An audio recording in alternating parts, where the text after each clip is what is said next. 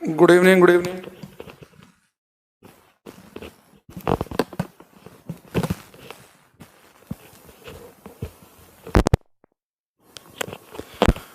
Hello hello hello, 1 2 3 hello. Bunty, Raghav, Pawan, Phulendra, Kamlesh, Rama, Pankaj, Akanksha, Shyam, Vipin, Sujit, Anil, Vishnu, Rishi, Amit Kumar, Sujit, Sonu, Yuvraj, Akanksha, Akash, Raveena, Priyanka, Shyam, अभिषेक।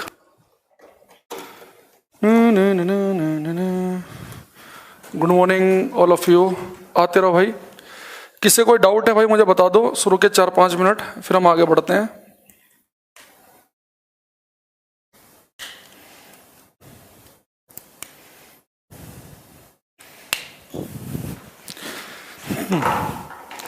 जय Hind sir. Sir आज 2 class चली हैं क्या? नहीं, आज यही क्लास है भाई मेरी। बाकी केमिस्ट्री बायो की हो गई होगी तो पता नहीं, मेरी तो एक ही है। श्रीमान आपको सदर प्रणाम स्वीकार नहीं किया, किसने लिखा है? आपका प्रणाम स्वीकार कर लेते हैं हम। ऋषि, ज्योति, पवन, राजकुमार, रवि, रिंकू, अनिरुद्ध। चलो भाई, 2 लाइव दिखा रहा है। 2 लाइव दिखा रहा है, पता नहीं भाई इसके बारे में। Vikas, I love you sir, love you too. Sir I have a doubt from 10th class, why light bands when it's changes medium, मतलब रिफ्रैक्शन में। कमेंट चला गया इनका। दोबारा भाई एक बार कमेंट डाल देना ये। अमितेश जी, जब कमेंट था वो अभी बच्चे भी क्योंकि लिख रहे हैं गुड मॉर्निंग, बहुत ही स्मार्ट लग रहे हो, लव यू। मतलब बहुत ही स्मार्ट लग रहे हो का मतलब ये है कि आज ही लग रहे हैं, रोज नहीं लगते। चलो सर, वाई लाइट बैंड, हाँ ये वो विदाउट, ओके ठीक है। तो एक अमितेश का क्वेश्चन आया हमारे सामने। अमितेश कह रहे हैं कि जैसे हमने पढ़ा था कि जब लाइट एक से दूसरे मीडियम में जाती है तो मुड़ जाती है। पता है ना आपको कि जब लाइट एक से दूसरे मीडियम में जाती है मुड़ जाती है, ऐसा क्यों होता है? 10th क्लास से इनका डाउट है ये कि प्रकाश जब एक से दूसरे माध्यम में जाएगा मुड़ जाएगा। और ये कह रहे हैं कि बिना वेव फ्रंट के बताओ, मतलब सिंपल लैंग्वेज में। ये क्वेश्चन मेरे पास आता रहता है क्लास में कई बार, हालांकि बहुत दिनों बाद किसी बच्चे ने पूछा है। मैं इसका आपको एक सिंपल सा तरीका बताता हूं। देखो, आपको मैंने एक बात बताई थी कि जब लाइट अपना मीडियम बदलेगी तो लाइट मुड़ जाती है। पढ़ा था ना आपने, मुड़ जाती है। हम जानते हैं बचपन से लाइट चलती है सीधी रेखा में। अगर लाइट एयर में है सीधी चल रही है, वाटर में है सीधी, कांच में है सीधी, लेकिन मीडियम बदलते हुए मुड़ जाएगी। उसे आप ऐसे समझो। एक्चुअल में आपको पता क्यों समझ में नहीं आ रहा अभी? क्योंकि आप लाइट को बिल्कुल एक लाइन की तरह 1 डायमेंशनल मान रहे हो। अगर आप लाइट को एक एक्सटेंडेड ऑब्जेक्ट मान लो, एक एक्सटेंडेड समझ रहे हो, जो 3 डायमेंशनल टाइप का, तो आपकी बातें क्लियर हो जाएंगी। देखो कैसे। आप एक चीज बताओ मुझे, ये मान लो बच्चे रेत है, सैंड, ये रेत है, ये आपने सैंड लिया, रेत। और यहां पे बच्चे आप मान लो कि कार लेके आ रहे हैं, ये कार लेके आ रहे हैं आप।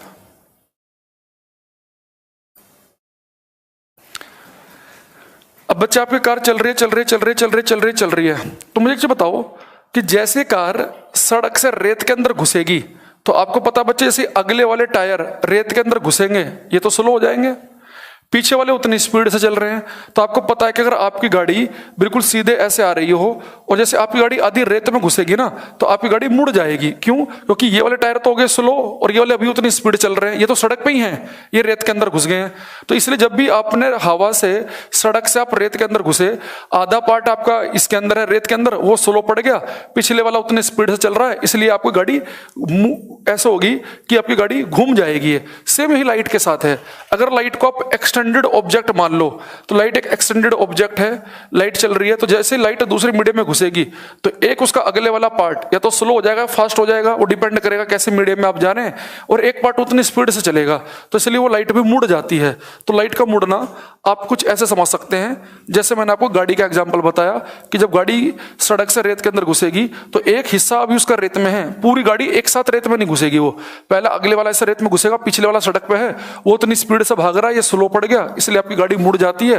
कुछ कुछ समझो ऐसा ही लाइट के साथ भी है कि लाइट को अगर हम एक एक्सटेंडेड ऑब्जेक्ट की तरह मान लें तो लाइट जब एंट्री करेगी दूसरे मीडियम में तो वो पार्ट स्लो या फास्ट पड़ जाएगा, पिछले वाला पार्ट उतनी स्पीड से चल रहा होगा, इसलिए आपकी जो लाइट है उसकी स्पीड बदलने की वजह से क्या होगा, वो आपको मुड़ती हुई दिखाई देगी। ठीक है, चलो विष्णु कह रहे हैं due to refractive index and speed of light different in different medium. Yes, मैंने वही बताया। ओके सर, 2 लाइव क्लास क्यों हो रहा है भाई, पता नहीं है मुझे इसके बारे में। सर 7 में क्लास कब होगा? सर 7 में क्लास क्या बोल रहे, समझ में नहीं आया। सर अभी तक नया नहीं पढ़ाया है आज? नहीं, अभी मैंने कुछ ऐसे डाउट लिए। सर क्लास 2 रोंग ही क्या? सर आप स्मार्ट, अच्छा छोड़ो। अब यहां लिखेंगे बच्चे रेनबो, इंद्रधनुष लिखो। रेनबो ये पूरा थ्योरेटिकल है, इसमें कुछ ऐसे फॉर्मूला या न्यूमेरिकल नहीं है। रेनबो के अंदर इंद्रधनुष में तो डिफरेंट एग्जाम में क्या क्या क्वेश्चन आए हैं वो आपको मैं बता देता हूं। देखो बच्चों, रेनबो होता क्या है? अगर हम बहुत ही सिंपल लैंग्वेज का यूज करें, sir live class full HD में चल रही है, नेट बहुत खर्च होता है, थोड़ा क्वालिटी कम करो। भाई ये मत बोला करो, हम नहीं कर सकते। आप इसके लिए कॉल करो कॉल सेंटर पे, या अपने जो ऐप के जो पेज होता है ना, होम पेज, उस पर आप कमेंट डालो। हम कुछ नहीं कर सकते इसके अंदर। देखो अब मेरा क्वेश्चन बच्चे ये है आपसे कि अगर कोई आपसे कह दे कि रेनबो इंद्रधनुष क्या है, आप बोलेंगे जी अगर आपको 7 रंग दिखें आकाश में एक साथ, अगर आपको 7 कलर एक साथ दिखे हैं तो वो रेनबो है। तो सिंपल सी लैंग्वेज तो यही है कि रेनबो क्या होता है कि 7 रंग का एक साथ दिखना। ठीक है, अब याद करो मैंने आपको कल ही पढ़ाया था कि अगर लाइट 7 रंगों में टूट जाए, लाइट एक साथ 7 रंग में स्प्लिट हो जाए, भाई लाइट है व्हाइट, भाई सनलाइट होती है व्हाइट कलर की, अगर लाइट 7 रंग में स्प्लिट हो जाए तो हम कहते हैं डिस्पर्जन, वर्ण विक्षेपण। यानी अगर आपको रेनबो देखना है तो सबसे इंपॉर्टेंट बात क्या है कि सूर्य का प्रकाश, सन की लाइट 7 रंगों में टूटनी चाहिए। वो भी बताऊंगा मैं टूटती कैसी है। वो रेन ड्रॉप, वर्षा की जो बूंदे होती है उन पर टकराने के बाद टूटती है। तो लाइट 7 रंग में टूटेगी, उसी दिन आपको रेनबो दिखाई देगा। तो रेनबो के लिए सबसे इंपॉर्टेंट जो चीज है वो है लाइट का 7 रंग में टूटना। मान लो दुनिया भर की कंडीशन हो जाए और लाइट 7 रंग में टूटे ही ना, तो आप रेनबो देख लोगे क्या? नहीं। तो अगर पेपर में क्वेश्चन आ जाए कि रेनबो बनने की वजह क्या है, रेनबो के लिए कौन सी घटना घटती है, तो रेनबो के लिए 3 घटनाएं हैं। एक है डिस्पर्जन ऑफ लाइट, यानी कि प्रकाश का वर्ण विक्षेपण। तो रेनबो के लिए एक तो डिस्पर्जन का होना जरूरी है, यानी कि लाइट का 7 रंगों में टूटना जरूरी है, प्रकाश का वर्ण विक्षेपण। एक रेनबो बनते समय घटना होती है टोटल इंटरनल रिफ्लेक्शन, पूर्ण आंतरिक परावर्तन। टोटल इंटरनल रिफ्लेक्शन, पूर्ण आंतरिक परावर्तन, TIR, पूर्ण आंतरिक परावर्तन। एक रेनबो के लिए कंडीशन होती है रिफ्रैक्शन अपवर्तन। तो जब भी रेनबो बनेगा तो ये 3 इंपॉर्टेंट घटनाएं हैं, डिस्पर्जन, TIR, रिफ्रैक्शन। होने को तो और भी होती हैं पर ये 3 इंपॉर्टेंट हैं। तो रेनबो के लिए कौन कौन सी घटनाएं होती हैं? Dispersion, TIR, refraction. अच्छा मान लो कि अगर ये तीनों अलग अलग ऑप्शन में हो और आपको किसी एक ऑप्शन पर टिक लगाना हो, तो याद रखना सबसे बेस्ट आंसर हमारा डिस्पर्जन है, क्योंकि डिस्पर्जन का मतलब होता है, हमने कल पढ़ा, लाइट का 7 रंग में टूटना, और रेनबो के लिए आपको 7 रंग दिखने जरूरी हैं। तो डिस्पर्जन ऑफ लाइट हमारा बेस्ट आंसर है। लेकिन नॉर्मली पेपर में आपको लिखा नहीं मिलेगा तो फिर आपका आंसर क्या हो जाएगा? TIR। अगर ये भी लिखा ना मिले, ना ये है ना ये है, फिर आप टिक किस पे लगाएंगे? रिफ्रैक्शन पे। अभी मैं आपको बताऊंगा अभी कि रेनबो बनते समय तीनों घटनाएं कैसे होती हैं। अभी पहले ध्यान दो कि रेनबो के लिए एक घटना ये, एक ये, एक ये। फर्स्ट प्रायोरिटी इसे देंगे, सेकंड इसे देंगे, थर्ड इसे देंगे। अगर लिख दे कि तीनों, तो उससे बेस्ट तो कुछ है ही नहीं भाई। एक ऑप्शन लिख दे डिस्पर्जन और TIR, बहुत बढ़िया बात है। अगर ये तीनों अलग अलग हैं तो पहली प्राथमिकता इसे, दूसरी इसे, तीसरी इसे। अच्छा अगर पेपर में सीधा पूछ ले कि रेनबो में रंग क्यों दिखते हैं, कलर्स ऑफ रेनबो, तो आपका आंसर है डिस्पर्जन। फिर आपको डिस्पर्जन पे ही टिक लगाना है, कलर्स ऑफ रेनबो, रेनबो के रंग के लिए डिस्पर्जन आंसर है। लेकिन अगर वो बच्चे रेनबो की डायरेक्शन पूछ ले, डायरेक्शन ऑफ रेनबो, जैसे भी आपको मैं बताऊंगा, जो रेनबो है ना वो हमेशा सन के अपोजिट बनता है। मान लो सामने बारिश हो रही है तो सूर्य आपके पीठ के पीछे होना चाहिए। रेनबो केवल आपको तभी दिख सकता है अगर इस तरफ तो बारिश हुई तो सूर्य बिल्कुल उसके अपोजिट हो। तो सन की पोजीशन हमेशा वर्षा की जो बौछारें हैं, जो रेन ड्रॉप्स हैं, उनके अपोजिट होनी चाहिए, ठीक है।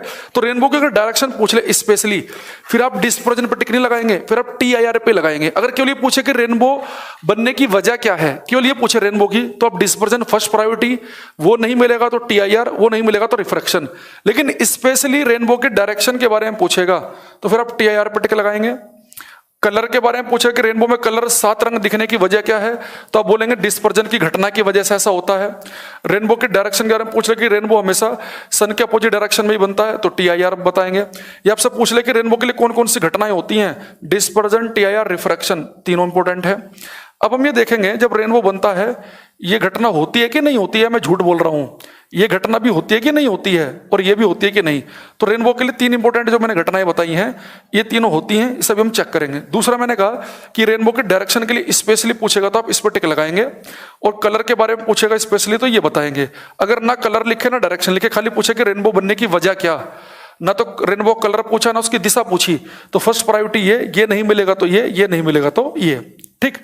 अब आप जब प्रीवियस ईयर करेंगे तो आप देखना, अब आपके बहुत सारी समस्या मैंने सोल्व कर दी, वरना आपके साथ दिक्कत क्या आएगी, आप CDS का पेपर उठाना, तो किसी पेपर में आंसर CDS में मान लो कि ये आंसर मान रखा है, SSC का उठाना उसमें ये आंसर मान रखा है, MTS का उठाना उसमें आंसर ये मान रखा है। तो आप ध्यान दोगे कि ये आंसर तब माना हुआ है जब ये ऑप्शन में नहीं है, ये आंसर तब मान रखा है जब ये दोनों ऑप्शन में नहीं है, ये भी है और ये भी है, तब भी ये आंसर कब मान रखा है, जब रेनबो के डायरेक्शन के बारे में पूछ रहा है, जब वो कलर के बारे में पूछ रहा है स्पेशली, फिर आपने इस पे ही टिक लगाया है। तो अब आप ये प्रीवियस ईयर के क्वेश्चन करते समय आपको अलग अलग जगह जो अलग अलग आंसर दिखते हैं, अब उन्हें चूज करना आपके लिए आसान हो जाएगा कि इस पर टिक क्यों लगाया, क्योंकि ये ऑप्शन में नहीं था, इस पर तो तब लगाया जब दोनों ही ऑप्शन में नहीं थे, इसके होते हुए भी इस पर कब लगा दिया, जब स्पेशली डायरेक्शन के बारे में पूछा, ठीक है। तो ये बात आपको रखनी है ध्यान, ये बातें किताब में लिखी नहीं मिलेंगी कि कब आपको कौन सा ऑप्शन चूज करना है। दूसरी चीज, राघव कह रहे हैं सर वीडियो नहीं दिख रहा है, भाई सबको दिख रहा है, बच्चों के मैसेज भी आ रहे हैं इतने, राजकुमार, मनीषा सबके आ रहे हैं, ठीक है। अभी के लिए क्वालिटी कम करा दो, नहीं तो मैं कल तक ही की तरह क्लास कंप्लीट नहीं कर पाऊंगा। भाई ऐसे नहीं होती, ये सर्वर से कनेक्ट होता है, और ये जो सर्वर होता है ना, ये इसमें हम यूज करते हैं यूट्यूब का सर्वर। अपना अलग से सर्वर बनाएंगे तो भाई बहुत महंगा पड़ेगा वो, फिर हम आपको इतने कम में क्लास नहीं दे पाएंगे। तो यूट्यूब के सर्वर से कनेक्ट रहता है तो वहां पे कम खर्चा आता है, तो इसलिए हम सस्ते में भी आपको क्लास दे पाते हैं। अब यूट्यूब क्या करता है, बीच बीच में ना अपना अपडेट करता रहता है, तो उसकी वजह से आपके यहाँ पे भी ये क्वालिटी जो है, कई बार ऐसा रहेगा कि बहुत अच्छी क्वालिटी आएगी, आपका थोड़ा नेट खर्च होगा, तो उसमें हम कुछ नहीं कर सकते, तो इसलिए आपको थोड़ा ऐसे ही करना पड़ेगा। अब तो सारी सुविधा तो आपको मिल नहीं पाएंगी कि सस्ते में पढ़ भी लो, फिर नेट भी खर्च ना हो, ठीक है। चलो अब यहाँ पे देखो बच्चे, अब ये रेनो बनते समय तीनों घटनाएं कैसे होती हैं, इस पर ध्यान देना। सबसे पहले आपको ध्यान रखना है कि अगर बारिश आपकी आंखों के सामने हुई है तो सूर्य आपकी पीठ के पीछे होना चाहिए। और ये क्वेश्चन आया था MTS के पेपर में कि रेनबो बनते समय सूर्य की, सन की पोजीशन क्या हो, तो उसमें लिखा था वर्षा की बौछारों के विपरीत होनी चाहिए, ठीक है। अब जैसे मैं यहाँ पे बना देता हूं आपके सामने, मान लो इस तरफ बारिश होकर रुकी, इस तरफ, तो मैंने यहाँ पे एक वर्षा की बूंद ले ली, एक रेन ड्रॉप ले ली। अच्छा, जो मैं डायग्राम बनाऊंगा ना, ये टेक्निकली सही नहीं है, केवल समझाने के लिए है, क्योंकि मैं यहाँ पे एक ही बूंद कंसिडर कर रहा हूँ, तो ये केवल ऐसे समझने के लिए है।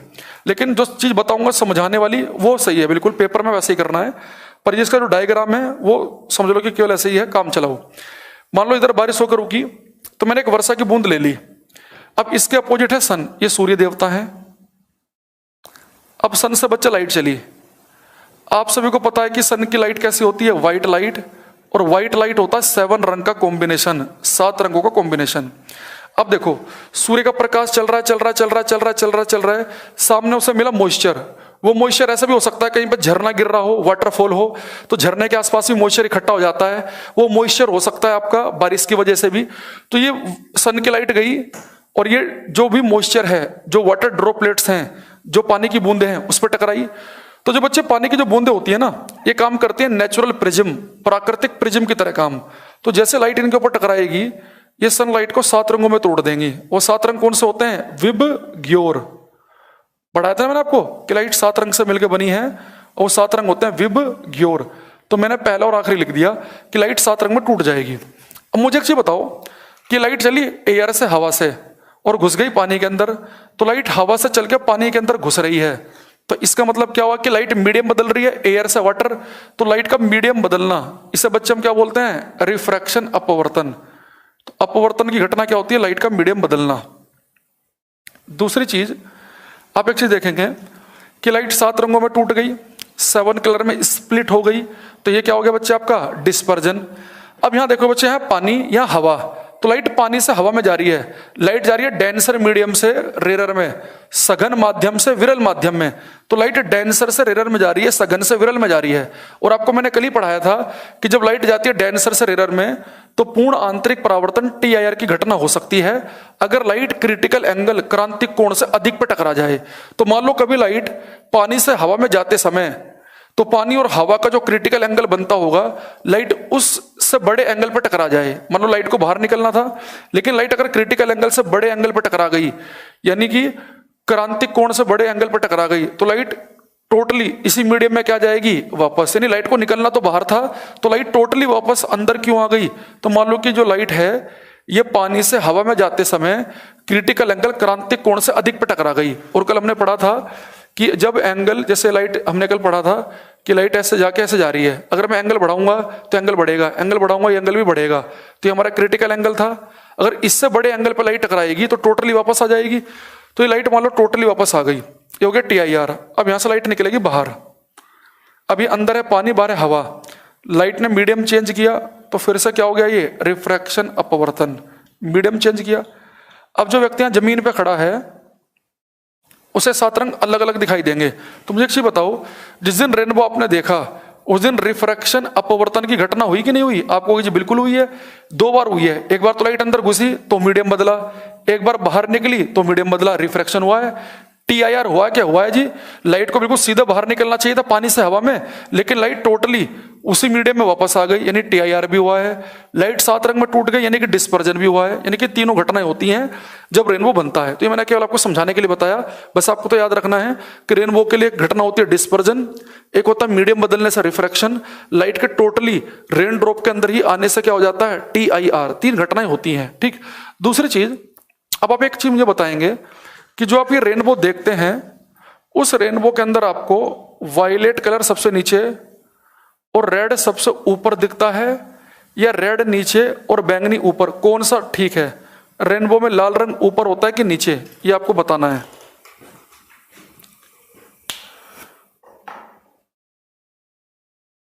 ओके, अरे भैया राजकुमार ऐसे बड़े बड़े शब्द मत मारो भाई, फादर ऑफ फिजिक्स, ये ग्रेट व्रेट ऐसे मत बोलो भाई, इंसल्टेड सा फील होता है। जो मैं थोड़ा बहुत आता है वो हमें आपको बस थोड़ा आसान शब्दों में बताने की कोशिश करते हैं। जो बड़े बड़े लोग हुए हैं जिन्होंने थ्योरी लिखी है, तो उनका अपमान है ये। अगर आप किसी को 10वीं 12वीं तक का साइंस, मैथ, इंग्लिश पढ़ाने पे उसे फादर, मदर, ग्रेट प्रेट बोलने लग जाओ, देखो ये भी सही है बच्चे, ये भी सही है। रेनबो में रेड कलर सबसे टॉप पर अगर है तो ऐसे रेनबो को हम बोलते हैं प्राइमरी रेनबो, प्राथमिक इंद्रधनुष, प्राथमिक इंद्रधनुष। अगर बच्चे लाल रंग नीचे है तो इसे हम बोलते हैं सेकेंडरी रेनबो, द्वितीयक इंद्रधनुष, द्वितीयक इंद्रधनुष, सेकेंडरी रेनबो। अब देखो, अगर लाल रंग ऊपर है तो प्राइमरी है, लाल नीचे है तो सेकेंडरी है। आप कभी ध्यान देना, नॉर्मली जो आपको रेनबो दिखता है ना, उसमें लाल ऊपर होता है, बैंगनी नीचे, ये चमकदार सा होगा, इसे हम बोलते हैं प्राइमरी। इस प्राइमरी रेनबो के ठीक ऊपर कई बार आप देखना एक डिम सा, बहुत ही कम चमक वाला रेनबो और दिखेगा, उसमें लाल नीचे होता है, बैंगनी ऊपर होता है, पर उसकी चमक बहुत ही कम होती है, तो आप नॉर्मली उसमें ध्यान नहीं देते हो। तो नॉर्मली जो आपको रेनबो दिखता है वो होता है प्राइमरी, उसमें लाल ऊपर बैंगनी नीचे। लेकिन ठीक इस चमकदार रेनबो के ऊपर कभी आप देखना, कई बार फेसबुक वगैरह पे वीडियो भी आती हैं रेनबो की, तो उसके ऊपर देखने का आपको डिम सा रेनबो और दिखेगा, उसमें लाल नीचे होता है, बैंगनी ऊपर होता है। तो इसमें अगर कोई पूछ ले आपसे कि मोर ब्राइट, ज्यादा चमकदार कौन सा होगा, तो आप बोलेंगे ज्यादा चमकीला होता है प्राइमरी। ये दिख रहा है, मोर ब्राइट, ज्यादा चमकीला। ये लेस ब्राइट होगा, इसकी चमक कम होगी, इसकी 1/10 होगी, यानी अगर ये 10 गुना, मतलब जितने भी चमक है ना उसका 1/10 होगी। ये लेस ब्राइट होगा, कम चमकीला। दूसरा, दुनिया में कोई सा भी रेनबो हो, रिफ्रैक्शन की घटना दो बार होगी। एक बार तो लाइट अंदर घुसेगी, एक बार बाहर निकलेगी। तो याद रखना, प्राइमरी रेनबो में रिफ्रैक्शन अपवर्तन कितनी बार होता है? दो बार।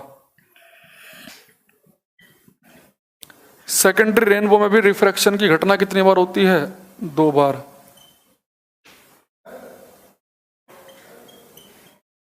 दूसरा, जो प्राइमरी रेनबो और सेकेंडरी में फर्क क्या है कि लाल ऊपर या लाल नीचे। प्राइमरी रेनबो में TIR पूर्णांतरिक परावर्तन घटना होती है एक बार, और सेकेंडरी रेनबो बनते समय TIR की घटना होती है दो बार। यहाँ एक बार, यहाँ दो बार। ठीक है, जैसे आप यहाँ देखो, यहाँ लाइट एक ही बार, यहाँ पे TIR एक ही बार हुआ था। तो अगर आप ध्यान देंगे तो बैंगनी नीचे और लाल ऊपर, रेड ऊपर बैंगनी नीचे। नहीं, कौन सा है? प्राइमरी। TIR कितनी बार हुआ? एक बार। मान लो कभी ऐसा हो जाए कि लाइट यहाँ पे आई और यहाँ पे टकराने के बाद फिर से एक बार और टोटली रेन ड्रॉप के अंदर ही वापस आ जाए, यानी लाइट एक बार टोटली अंदर वापस आ जाए, TIR एक बार और हो जाए और अब लाइट बाहर निकले। तो अब ध्यान देना, आप ये बैंगनी चला गया ऊपर और ये रेड आ गया नीचे। तो बैंगनी ऊपर रेड नीचे, क्या हो गया? ये सेकेंडरी रेनबो। तो यहाँ पे TIR कितनी बार हुआ? एक बार तो यहाँ, एक बार यहाँ। अगर TIR दो बार होगा तो सेकेंडरी रेनबो, और TIR एक ही बार होगा तो प्राइमरी रेनबो। तो डायग्राम की इसकी जरूरत नहीं है आपको। पेपर में आप देखो क्वेश्चन कैसे कैसे आते हैं। पेपर में आपसे क्वेश्चन ऐसा पूछेगा कि प्राइमरी रेनबो में पूर्ण आंतरिक परावर्तन घटना कितनी बार होती है? TIR होता है एक बार। सेकेंडरी रेनबो में कितनी बार होता है? दो बार। रिफ्रैक्शन दोनों में दो दो बारी है। प्राइमरी वो है जहां लाल रंग टॉप पर दिखे, सेकेंडरी दिखाई दे नीचे में, लाल दिखेगा नीचे। दूसरी चीज, ये ज्यादा चमकीला होता है, कम चमकीला होता है, ये ऊपर दिखता है या नीचे की तरफ दिखता है। ठीक है, रेनबो के होने का क्या रीजन है भाई? बता दिया शुरू में ही, आप लेट आए हो लग रहा श्याम मुझे। अच्छा, दूसरा देखो, ये बच्चे आपकी आंखें, इसमें एक सीधी लाइन खींचो और आप इस लाइन से अपनी नजरे से उठाएंगे तो जो एंगल बनेगा, जो आपका प्राइमरी रेनबो दिखता है ना, ये दिखता है 40 डिग्री एंगल पे, ये थोड़ा सा ऊपर दिखता है 42 डिग्री पे। यानी कि आप अपनी आंख से एक लाइन खींचेंगे, 40 डिग्री पे दिखेगा वायलेट, ये दिखेगा 42 पे, ये दिखता है 50 डिग्री पे, ये दिखता है 53 डिग्री पे। इसके एंगल भी अच्छे पेपर में आ जाते हैं कई बार कि प्राइमरी रेनबो में एंगल क्या क्या होते हैं। बैंगनी रंग के लिए 40, लाल के लिए 42, क्योंकि नीचे है ऊपर है, फिर ये और ऊपर है 50, ये उससे और ऊपर है 53। तो इसके एंगल हो जाएंगे 40, 42, उसके 50 और 53, लगभग ये एंगल रहते हैं।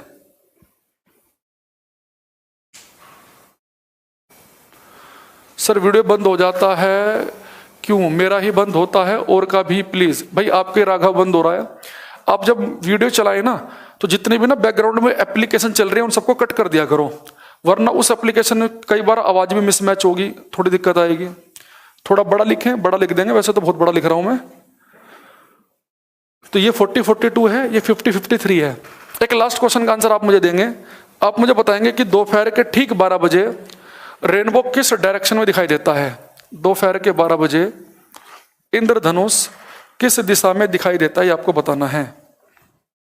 दोपहर के 12 बजे इंद्रधनुष किस दिशा में दिखाई देता है? हाँ, एंगल फिक्स्ड है, 40, 42, 50, 53। सूरज कह रहे हैं जगदीश, सबसे पहला आंसर है जगदीश, सूरज। जगदीश एक ही बार कमेंट करना है। और भी बच्चे हैं, नितीश, रोहित, अमन, रवि, राजीव, पवन, विकास। पवन का गलत है अभी तक, सबका ठीक है जितने बच्चों ने आंसर दिया। अच्छा, पवन ने फिर बाद में सही कर दिया, या दूसरा पवन हो सकता है फिर ये। जितेंद्र का गलत है। रोशन अली, देखो कभी नहीं दिखेगा भाई। मैंने आपको कहा कि रेनबो में अगर बारिश आपकी आंखों के सामने हुई है तो सूर्य आपकी पीठ के पीछे होना चाहिए। दोपहर के 12 बजे सूरज होता है सर के ऊपर, बारिश भी ऊपर से हो रही है, तो रेनबो कभी दिखेगा क्या? नहीं। दोपहर के 12 बजे रेनबो नहीं दिखाई दे सकता। लिखेंगे दोपहर के 12 बजे इंद्रधनुष दिखाई नहीं दे सकता है। At 12 PM rainbow can not be seen. दोपहर के 12 बजे इंद्रधनुष दिखाई नहीं दे सकता है। दोपहर के 12 बजे इंद्रधनुष दिखाई नहीं दे सकता है। At 12 PM rainbow can not be seen. दोपहर के 12 बजे इंद्रधनुष दिखाई नहीं दे सकता है। ठीक है, अब इसमें ध्यान रखना, एक तो क्वेश्चन ये आता है कि सन की पोजीशन होनी चाहिए वर्षा की बौछारों के रेन ड्रॉप्स के अपोजिट। दूसरा 12 बजे रेनबो नहीं दिखेगा।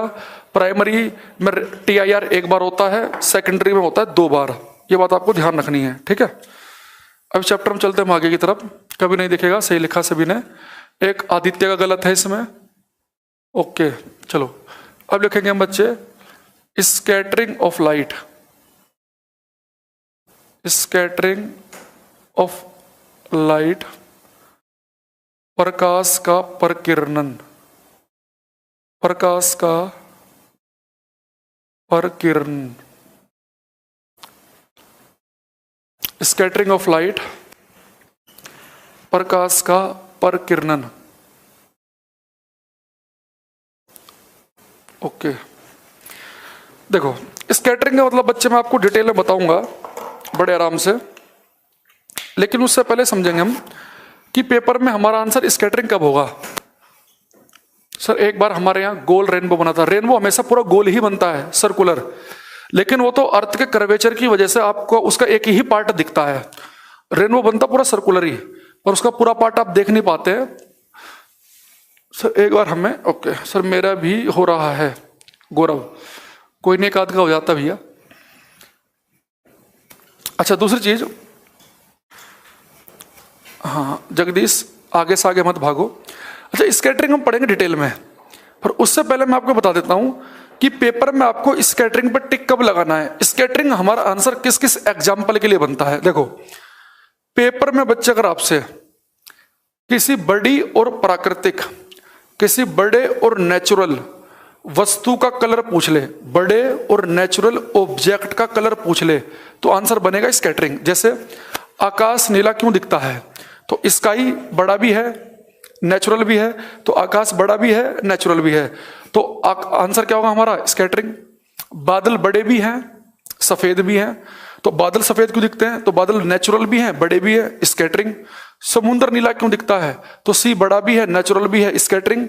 सूर्य लाल क्यों दिखता है, सन तो बहुत बड़ा है नेचुरल भी है, स्कैटरिंग। यानी जब भी कलर पूछे, लेकिन कलर किसका पूछ ले, बड़े और नेचुरल ऑब्जेक्ट का, तो हमारा आंसर बनेगा स्कैटरिंग। क्यों बनेगा अभी हम देखेंगे उसे आगे। अभी मैं याद करने के लिए बता रहा हूं, बहुत क्वेश्चन आता है एग्जाम में ये।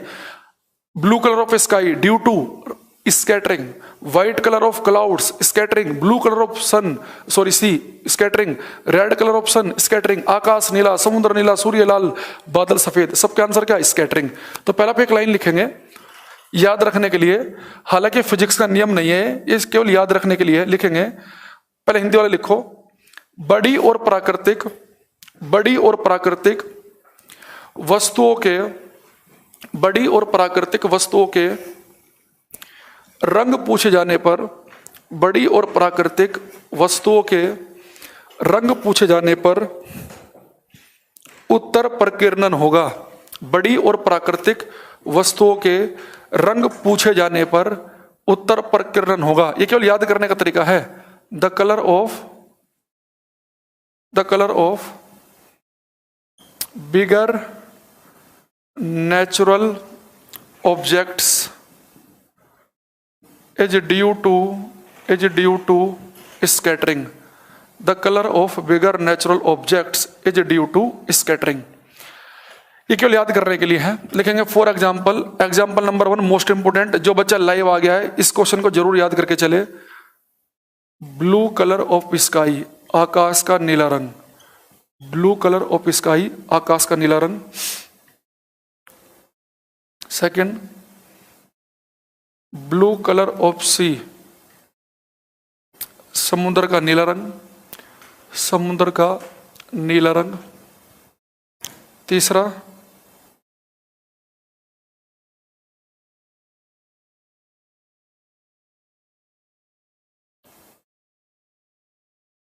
Red colour of sun, red colour of sun at dawn and dusk, सूर्योदय और सूर्यास्त के समय, सूर्योदय और सूर्यास्त के समय सूर्य का लाल रंग। डाउन का मतलब होता है सनराइज, डस्क होता है सनसेट। सूर्योदय और सूर्यास्त के समय, सूर्योदय और सूर्यास्त के समय सूर्य का लाल रंग। एक लिखेंगे हम white colour of clouds, fog and smoke. बादलों, कोहरे, कोहरा यानी फॉग, बादलों, कोहरे और धुएं का सफेद रंग। बादलों, कोहरे और धुएं का सफेद रंग। तो blue colour of sky, blue colour of sea, red colour of sun, white colour of clouds. इन सब का आंसर क्या है हमारे? Scattering of light. ठीक है, अब इसके अंदर मैं आपको थोड़ा सा बताऊंगा डिटेल में कि आकाश नीला है तो आंसर ये स्कैटरिंग क्यों है अलग अलग चीजों के लिए। ठीक है, अब यहां पे एक चीज देखना, अब इन्हें एक्सप्लेन करने के लिए, क्या फॉरेस्ट का ग्रीन एग्जांपल नहीं, पेड़ पत्तियां ग्रीन है क्लोरोफिल की वजह से, वो अलग चीज है। ये मैंने याद करना बस एक तरीका बताया ये। अब देखो बच्चे, अब ये स्कैटरिंग भी जो है ना, अब इस स्कैटरिंग को समझेंगे स्कैटरिंग क्या बला है। अब स्कैटरिंग भी हमारे पास 3 स्कैटरिंग है। एक है रेले स्कैटरिंग, रेले प्रकीर्णन, एक है मी स्कैटरिंग, मी प्रकीर्णन, और एक है रमन स्कैटरिंग, जो भारत के साइंटिस्ट थे रमन, सीवी रमन, चंद्रशेखर वेंकट रमन, एक रमन स्कैटरिंग। तो हमें इन 3 के बारे में समझना है कि ये तीनों ने क्या क्या डिफरेंस है, क्या क्या बताया इसमें।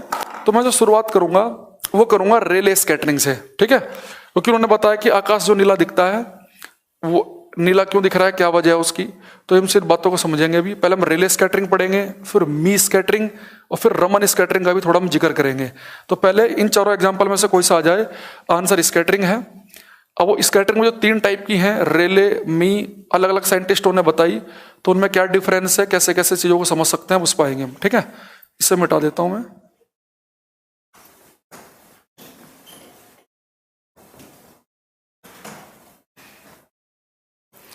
अब आप हेडिंग डालेंगे रेले स्कैटरिंग। ये साइंटिस्ट का नाम है रेले,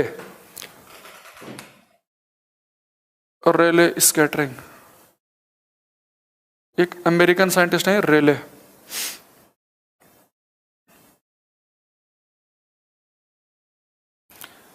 रेले प्रकीर्णन।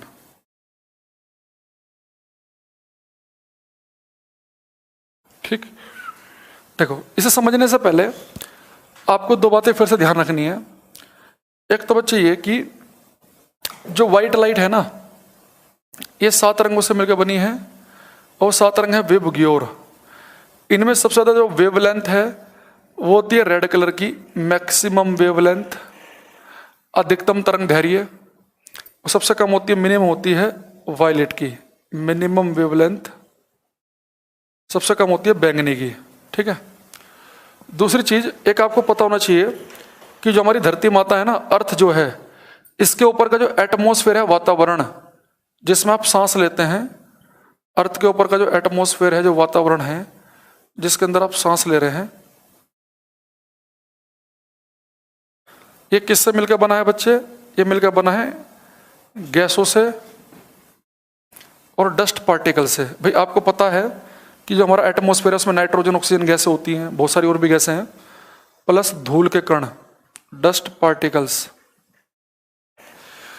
अच्छा, कोई बच्चा बताएगा, ये पेपर में क्वेश्चन आया था सीडीएस में, कि हमारे एटमॉस्फेयर में सबसे ज्यादा नाइट्रोजन गैस है, उसके बाद है ऑक्सीजन। तो पेपर में क्वेश्चन आया कि हमारे एटमॉस्फेयर में नाइट्रोजन और ऑक्सीजन के बाद कौन सी गैस सबसे ज्यादा है, ये बताओ। हमारे एटमॉस्फेयर में नाइट्रोजन और ऑक्सीजन गैस सबसे ज्यादा कौन सी गैस है? 4 का हिंदी बोल दीजिए। बादलों, कोहरे और धुएं का सफेद रंग। मिश्रा जी ने सही आंसर दिया, फिर प्रवीण ने। सुमित कुमार आपका बिल्कुल गलत है। जो बच्चा कार्बन लिख रहा है, जितेंद्र, इनका महागलत है। जो भी कार्बन लिख रहे हैं, कार्बन तो बहुत ही कम है भैया। नाइट्रोजन, ऑक्सीजन के बाद सबसे ज्यादा गैस है हमारे एटमॉस्फेयर में आर्गन। ठीक है, चलो अब यहां आ जाओ। ये सन है, सूर्य देवता है ये सन। ये सन की लाइट चल रही है। सन की लाइट होती है व्हाइट लाइट, 7 रंगों से मिलकर बनी है, इन 7 रंगों से। अब यहां से बच्चे ध्यान देना, अब मैं आपको थोड़ा सा स्कैटरिंग की तरफ लेके जाऊंगा। अब यहां ध्यान देंगे, देखो ये बच्चे मेरे हाथ में एक डस्टर है। ये जो डस्टर मेरे हाथ में है, ये मान लो कि धरती माता है पृथ्वी। ये दिख रहा ना आपको लकड़ी वाला हिस्सा, पीला पीला से येलो, ये अर्थ है पृथ्वी। ये जो काला काला दिख रहा है आपको, ये धूल मिट्टी टाइप से का, ये मान लो कि अर्थ के ऊपर का एटमॉस्फेयर है, वातावरण है। ये एटमॉस्फेयर है। ये एटमॉस्फेयर बच्चे किससे मिलकर बना है? गैसों से और डस्ट पार्टिकल से। डस्ट मान लो ये, ठीक है। अब सामने मेरे ट्यूबलाइट है, ये सन है, सूर्य है। देखो सन से लाइट चल रही है। सन की लाइट कैसी है? व्हाइट लाइट, टक टक टक टक टक टक चल रही है। जैसे सन की लाइट हमारे एटमॉस्फेयर के अंदर पहुंचेगी, हमारे वातावरण के अंदर पहुंचेगी, तो ये सन की लाइट गैसों डस्ट पार्टिकल से टकराना शुरू कर देगी। तो जैसे लाइट हमारे एटमॉस्फेयर में पहुंचेगी, गैसों और डस्ट पार्टिकल टकराना शुरू कर देगी, तो ये लाइट जैसे इन पर टकराएगी ना, ये लाइट जैसे ही हमारे वातावरण में पहुंचेगी, वातावरण में जो गैस हैं, जो डस्ट पार्टिकल, उन पर टकराकर ये जो लाइट है चारों तरफ को फूट जाएगी, बिखर जाएगी। फूटना बिखरने का मतलब ये है कि लाइट के अंदर जो 7 रंग थे ना, वो 7 रंग इधर उधर को फैल जाएंगे, इधर उधर बिखरने शुरू हो जाएंगे। यानी लाइट आई, गैसों पर टकराई, डस्ट पार्टिकल टकराई, तो जो व्हाइट लाइट है ये चारों तरफ को फूट जाएगी, बिखर जाएगी, स्कैटर हो जाएगी। तो बिखरने का मतलब है कि जितने भी इसके अंदर 7 रंग थे वो इधर उधर फैलना शुरू कर देंगे। अब सनलाइट का हमारे एटमॉस्फेयर में आकर गैसों पे और डस्ट पार्टिकल पर टकराकर चारों तरफ को फूट जाना, बिखर जाना, इसे बोलते हैं स्कैटरिंग। जैसे इसका एग्जांपल सुनेंगे, धीरे धीरे बात आएगी समझ में। मैं कहता हूं बच्चों को, मान लो कि एक जगह भीड़ लगी हुई है, बहुत सारे लोग हैं, 100-200 लोग हैं, और वो कांग्रेस के कार्यकर्ता है, मान लो वो नारा लगा रहे हैं, राहुल गांधी जिंदाबाद, राहुल गांधी को फिर से बनाओ कांग्रेस का अध्यक्ष। क्यों? अभी मम्मी बनी हुई थी बहुत दिन से, तो अब राहुल गांधी का नंबर आएगा, फिर 6 महीने बाद फिर मम्मी का दोबारा ऐसा आएगा, फिर राहुल गांधी का फिर दोबारा नंबर आएगा। तो नारेबाजी लगा रहे हैं वो। सड़क जाम कर दी, उधर से पुलिस आई, पुलिस का मूड खराब है, तो क्या होगा? पुलिस आएगी, पुलिस लाठी चार्ज करना शुरू करेगी, तो भीड़ जो होगी ना वो इधर उधर को बिखर जाएगी, स्कैटर हो जाएगी। तो भीड़ का तितर बितर हो जाना, इधर उधर को भाग जाना, वो भीड़ की स्कैटरिंग है। ऐसे लाइट आई और उसके ऊपर जैसे टकराई किसी गैस पे कि या किसी डस्ट पार्टिकल पे, तो लाइट का चारों तरफ को बिखर जाना, वो लाइट की स्कैटरिंग है। तो लाइट का चारों तरफ को बिखर जाना, गैसों पर टकराकर, डस्ट पार्टिकल पर टकराकर, उसे बोलते हैं स्कैटरिंग ऑफ लाइट। स्कैटरिंग यानी कि बिखरना, फैलाव, चारों तरफ को फैल जाना। लेकिन आपको एक बात पता है कि भीड़ के अंदर जो बड़ा नेता होगा ना, जो उस भीड़ को लेके आया होगा, वो बड़ा तेज होता, चालाक। उसे पता है भैया पुलिस आई है, लाठी चार्ज होगा। वो चुपचाप पता क्या करेगा? वो क्या करेगा? वो तुरंत एक ऐसे जबरदस्ती नंबर मिलाएगा, बोले 1 मिनट ना, मम्मी का फोन आ रहा है, घर से फोन आ रहा है। वो चुपचाप साइड में निकल जाएगा, साइड से निकल जाएगा वो आराम से। लेकिन जो बाकी छोटे मोटे नेता होंगे वो बेचारे बहुत पिटेंगे। ऐसे ये लाइट हमारे एटमॉस्फेयर में आएगी, ये लाइट हमारे जैसी वातावरण में आएगी, तो बच्चे होगा क्या कि लाइट जैसे हमारे एटमॉस्फेयर के अंदर पहुंचेगी, तो इनमें से 1-2 कलर तो ऐसा होगा, 1-2 रंग तो ऐसा होगा जो बहुत ज्यादा बिखर जाएगा, पर 1-आध कलर ऐसा होगा जो सीधे चलता रहेगा, बहुत ज्यादा नहीं बिखरेगा। गैसों पर टकराएगा, डस्ट पार्टिकल टकराएगा, लेकिन नहीं बिखरेगा। तो जब लाइट हमारे एटमॉस्फेयर में आती है, तो जो सबसे ज्यादा रंग होते हैं वो ब्लू कलर होते हैं, जो सबसे ज्यादा बिखरते हैं, और जो सबसे कम बिखरते हैं वो लाल रंग। ये हमें पता कैसे चलेगा? यहां देखो, जो रेले थे इन्होंने कहा कि आप स्कैटरिंग को लिखो एस से। एस का मतलब है स्कैटरिंग, और स्कैटरिंग जो होती है ना, वो होती है इनवर्सली प्रोपोर्शनल व्युत्क्रमानुपाती वेवलेंथ की पावर 4 के। यानी कि जिस रंग की वेवलेंथ ज्यादा होगी उस रंग की स्कैटरिंग कम होगी। तो वेवलेंथ आपको पता है कि लाल रंग की होती है सबसे ज्यादा, वेवलेंथ को हम लिखते हैं लैम्डा से। तो वेवलेंथ जिसकी ज्यादा होगी उसकी स्कैटरिंग होगी सबसे कम, जैसे कि रेड कलर। तो सबसे कम कौन से कलर बिखरते हैं बच्चे? रेड कलर सबसे कम बिखरेंगे, उनकी वेवलेंथ ज्यादा है तो स्कैटरिंग कम होगी, रेले ने बताया ये। और जिनकी वेवलेंथ कम है, जो नीचे के रंग है ना, बैंगनी, नीला, ब्लू, ये लगभग बहुत ही कम वेवलेंथ है इन तीनों की। तो जिनकी वेवलेंथ कम होगी उनकी स्कैटरिंग कैसी होगी? ज्यादा। जैसे कि ब्लू कलर्स का मतलब है कि हम तीनों की बात कर रहे हैं, नीला, आसमानी, बैंगनी। ठीक है भैया, तो बैंगनी की वेवलेंथ बहुत कम है, बिखर रहा है, पर साथ में आसमानी और नीला भी बिखरते हैं। ये नहीं कि खाली यही बिखरेगा, ये भी बिखर रहे हैं। तो इन तीनों का जो मिक्सचर सा होगा ना, वो थोड़ा सा होता है इंडिगो कलर, आसमानी सा, पर हम बोल देते हैं कि आकाश नीला है साधारण बातचीत में। ठीक है, सबसे ज्यादा हालांकि ये बिखरता है, पर साथ में ये भी बिखर रहे होते हैं। तो इन तीनों का जो मिश्रण सा होगा उसे हम नीला कलर कह रहे हैं, ब्लू कलर्स। तो हमने क्या देखा कि जिन रंगों की वेवलेंथ ज्यादा होती है, जैसे कि लाल, पीला, ऑरेंज, जिनकी वेवलेंथ ज्यादा होती है वो कलर कम बिखरते हैं, उनकी स्कैटरिंग कम होती है, कम बिखरेंगे, वो कलर एटमॉस्फेयर में बहुत दूर तक ट्रैवल करेंगे, बहुत दूर तक जाएंगे। कम बिखरेंगे तो सीधे चलते जाएंगे। लेकिन जिनकी वेवलेंथ कम है वो कलर एटमॉस्फेयर में ज्यादा बिखर जाएंगे। अगर वो कलर एटमॉस्फेयर में ज्यादा बिखर जाएंगे तो ऐसे कलर लंबी डिस्टेंस वातावरण के अंदर ट्रैवल नहीं कर पाएंगे, बहुत दूर तक की डिस्टेंस नहीं ट्रैवल कर पाएंगे।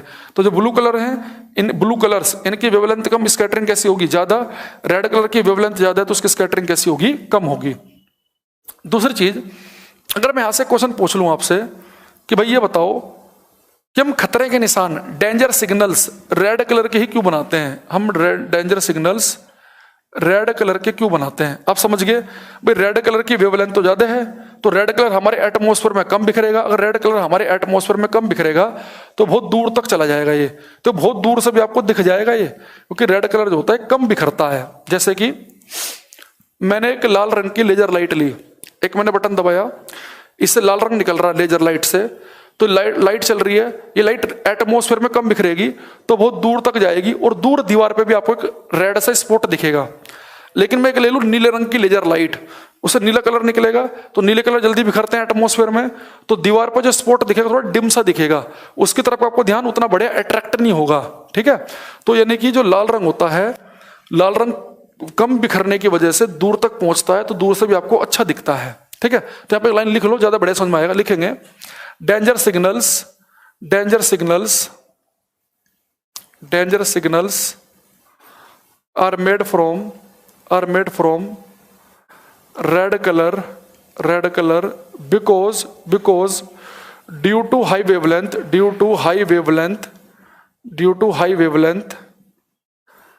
red color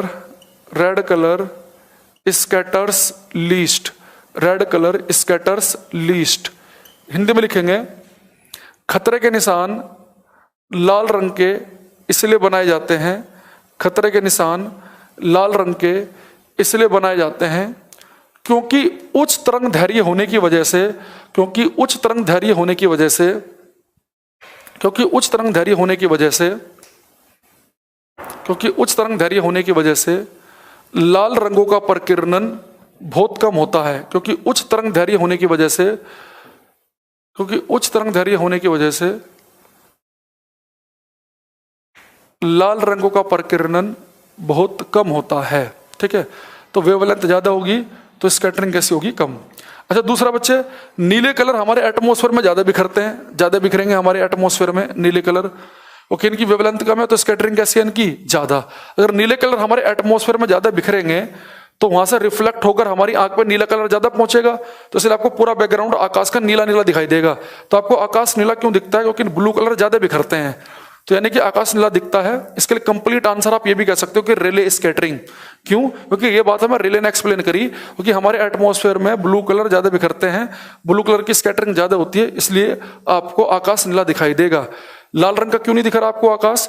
तो उसकी वजह क्या है बच्चे? क्योंकि लाल रंग की जो होता है उसकी वेवलेंथ ज्यादा है तो वो कम बिखरते हैं।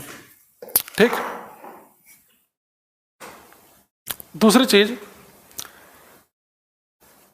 अगर एक बात और हम देखें कि चलो अपने फॉर्मूले से तो बता दिया कि वेवलेंथ ज्यादा है तो स्कैटरिंग कम, वेवलेंथ कम तो स्कैटरिंग ज्यादा, पर इसे थोड़ा सा अगर हम ऐसे ही नॉर्मली कॉन्सेप्ट से देखें तो कैसे समझ में आएगा बिना फॉर्मूले के एक आम आदमी को? उसके लिए मैं आपको बता देता हूं, आपको देखो ज्यादा बढ़िया समझ में आएगा जिस तरीके से मैं बताऊंगा, उसे ध्यान सुनना। तो अभी हमने क्या पढ़ा बच्चे? रेले स्कैटरिंग क्या कहती है कि जिस कलर की वेवलेंथ कम होगी उस कलर की स्कैटरिंग कैसी होगी बच्चे? ज्यादा होगी। दूसरा एक चीज देखना है आप, यहां पे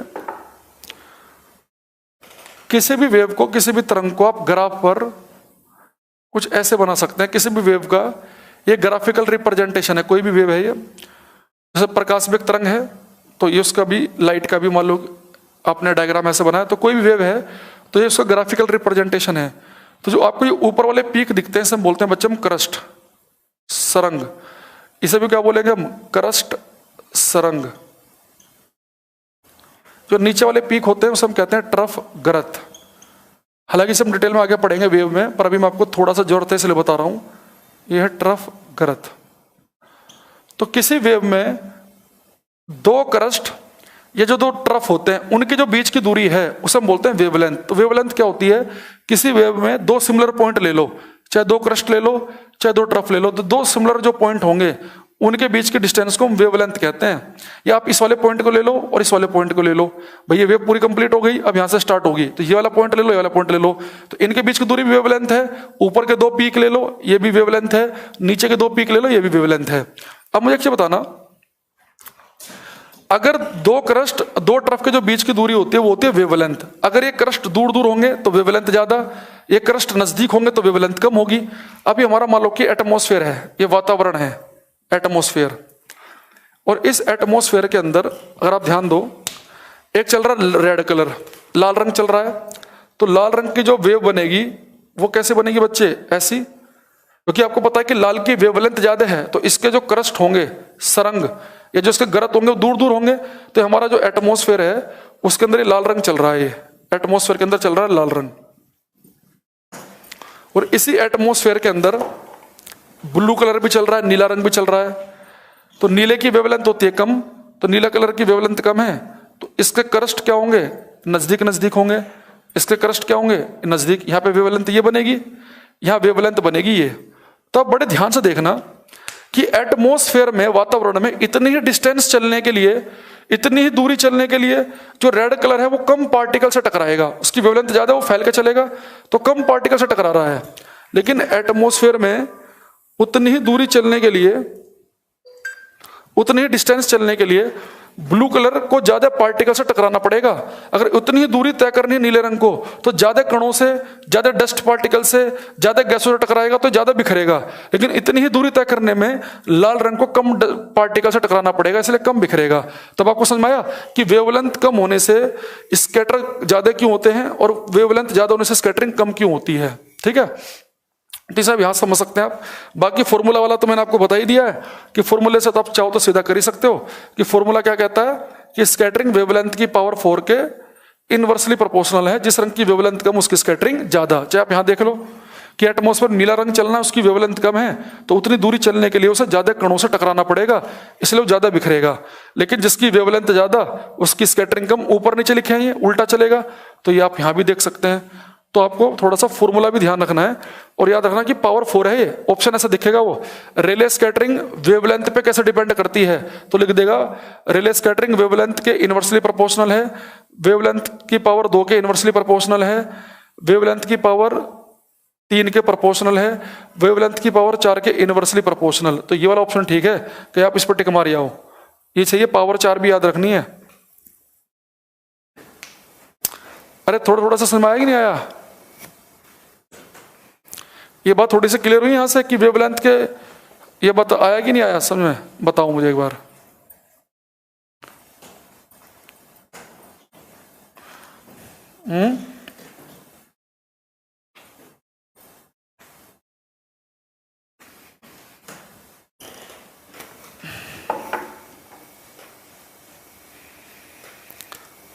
अरे बात आई नहीं आई समझ में? फॉर्मूले से बता दिया मैंने, वेवलेंथ क्या होता है बता दिया ली। सर पब्लिक प्लेस पर क्लॉक में रेड कलर होता है। सर आगे समझ, कल की क्लास के न्यूमेरिकल समझ नहीं आए हैं, बस कल की क्लास के न्यूमेरिकल समझ लेंगे, थोड़ा सा बुद्धि का उपयोग करना पड़ेगा, वो भी आ जाएंगे समझ में। कल की क्लास में कुछ नहीं था। कल की क्लास में मैंने बताया था कि जब भी मीडियम बदलेगा आप स्नेल्स लॉ लगाएंगे, sine i upon sine r equal to N2 upon N1। तो मैंने एक बार बताया था कि लाइट जा रही है, मान लो किसी भी मीडियम से, मान लो कि वैक्यूम में जा रही है, तो लाइट जहां से चलना शुरू करेगी उसे मीडियम 1 मान लेंगे, जहां पहुंचेगी उसे मीडियम मान लेंगे 2। तो लाइट चलना शुरू करेगी किसी मीडियम से, यानी कि जो N1 है ये किसका रेफ्रैक्टिव इंडेक्स है, किसका अपवर्तनांक है, मीडियम का।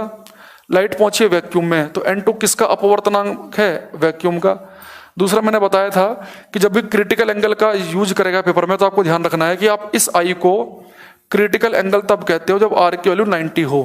तो आप यहाँ पे 90 पुट कर देंगे, इस आई की जगह लिख देंगे क्रिटिकल एंगल, और ये वाली वैल्यू पुट करके जो पूछा आपसे आप बता देंगे। ये अगर आपको स्पीड बतानी है तो मैंने कहा था कि sine i upon sine r equal to V1 upon V2, यानी लाइट जहां से चलना शुरू करेगी उस मीडियम की स्पीड है ये, जिस मीडियम में लाइट पहुंच जाएगी ये उस मीडियम की स्पीड है। तो एक मीडियम में स्पीड आपको पता होगी, एक में निकालनी है। तो ये तो बताया था, ये स्नेल्स लॉ के न्यूमेरिकल तो बहुत आसान है करने, सबको समझ में आया है, केवल एक बच्चा छोड़ के। पवन कह रहे हैं पावर 4 कैसे हुआ, इसका पूरा जो फॉर्मूला होता है ना उस फॉर्मूले में वेवलेंथ की पावर 4 के बाकी चीजें होती है कांस्टेंट, तो पावर 4 के इनवर्सली प्रोपोर्शनल आ रहा होता है ये फॉर्मूला डेराइव करोगे तो पता चलेगा डेरिवेशन पे। सर डाउट के क्वेश्चन क्लास से पहले या बाद में डिस्कस करिए। विकास जी ने हमें डायरेक्शन दिए, बताया इन्हें कि हम कैसे पढ़ाएं कैसे नहीं। धन्यवाद आपके इस बहुमूल्य सजेशन के लिए। ओके चलो,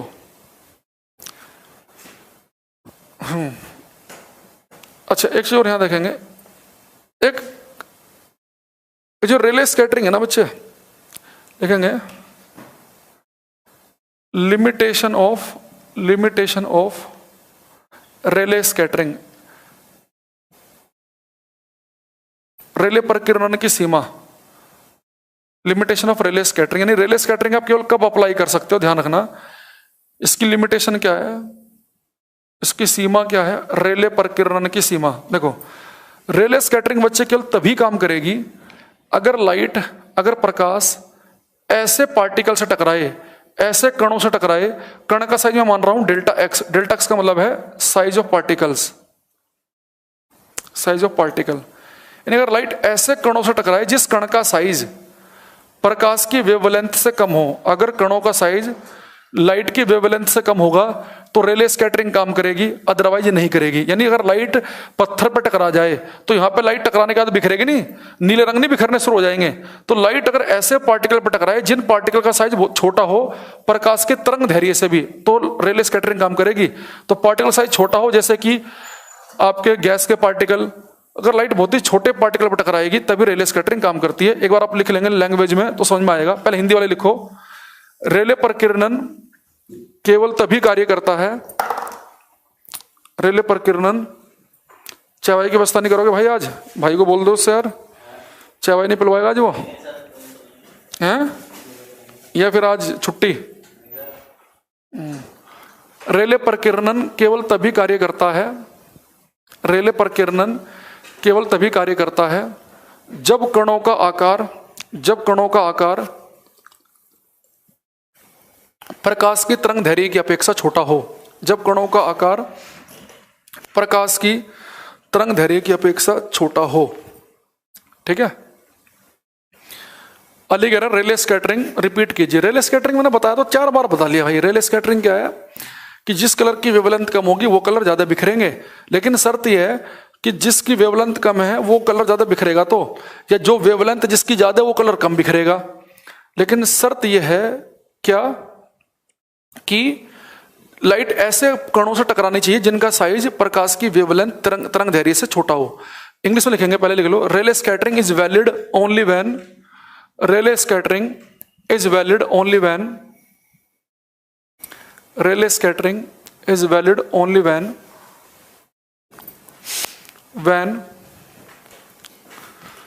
relay scattering is valid only when size of particle, when size of particle is smaller than wavelength of light, when size of particle is smaller than wavelength of light। Hindi में बताया तो भाई, relay प्रकीर्णन तभी कार्य करता है जब कणों का आकार प्रकाश की तरंग दैर्घ्य की अपेक्षा छोटा हो। ठीक है, ओके। एक बच्चा कह रहा, आशीष कह रहे हैं सर फिर से बोलें सर रिपीट। पहला आप रिपीट की स्पेलिंग सही लिखो। किस टीचर ने पढ़ाया आपको रिपीट की स्पेलिंग? REEPEET होता है।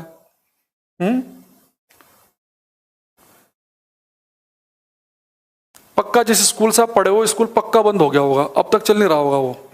जहां से आपने स्कूलिंग की ना, प्राइमरी एजुकेशन ली है, 5वीं 8वीं तक जहां तक भी पढ़ा होगा, कॉलेज वॉलेज तो खैर जल्दी बंद नहीं होते, तो वो तो पक्का बंद हो गया है। झूठ मत बोलना, सच बताओ आशीष कि वो स्कूल अभी चल रहा है कि बंद हुआ है? जैसे तुमने शुरू के 5वीं 8वीं क्लास तक पढ़ा है तुमने।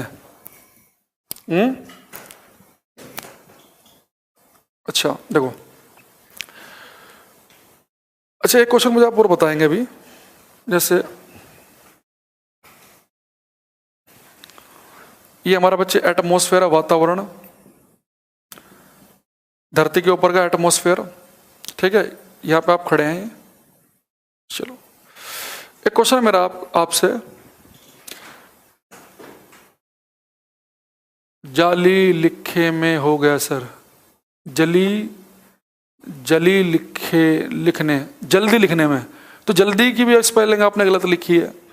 जल्दी अगर आप हिंदी में लिखोगे तो ऐसे लिखोगे ना, जल्दी, ये क्या लिखो, जली, मतलब टीचर खुद समझेगी क्या लिखा आपने। जल्दी तो ऐसे लिखते हैं। एक सेंटेंस पूरा बिना गलती के पूरा लिख के दिखाओ, एक आगे आज पढ़ाई तभी होगी। एक कोई सेंटेंस लिखो जिसमें कोई भी मिस्टेक ना हो स्पेलिंग की, लिखो एक बड़ा सा स्टेटमेंट।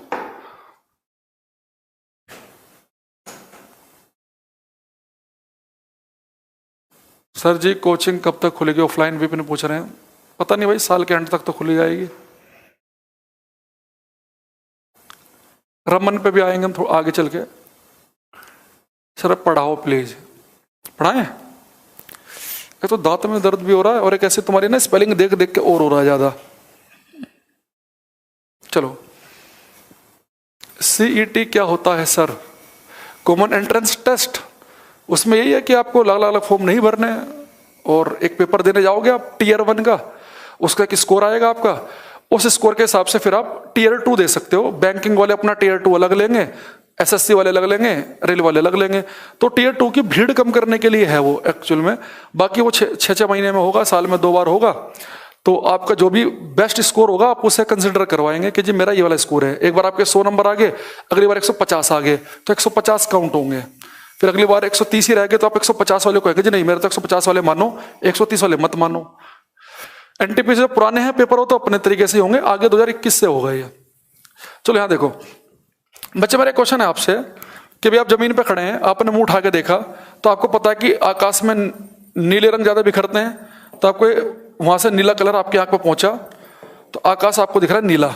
मेरा क्वेश्चन है, अगर आपको मैं एक स्पेसशिप में अंतरिक्ष यान में बैठाकर एटमॉस्फेयर से ऊपर लेकर छोड़ दूं, अगर आप अंतरिक्ष में हैं तो मुझे एक चीज बताओ, मेरा क्वेश्चन आपसे ये है, अगर आपको मैं एक स्पेसशिप में अंतरिक्ष यान में बैठाकर अंतरिक्ष में छोड़ के आऊं, अंतरिक्ष का मतलब है पृथ्वी के वातावरण से बाहर। देखो ये धरती माता है, तो धरती माता के जो चारों तरफ एटमॉस्फेयर है ना, वो केवल कुछ ऊंचाई तक है एटमॉस्फेयर। अगर आप एटमॉस्फेयर से बाहर निकल गए यानी कि आप स्पेस में चले गए, तो मेरा क्वेश्चन है, अगर आपको मैं धरती के एटमॉस्फेयर से बाहर ले जाऊं और आप मुंह उठा के देखेंगे तो आपको आकाश का रंग कैसा दिखेगा? किसी अंतरिक्ष यात्री के लिए आकाश का रंग कैसा होता है?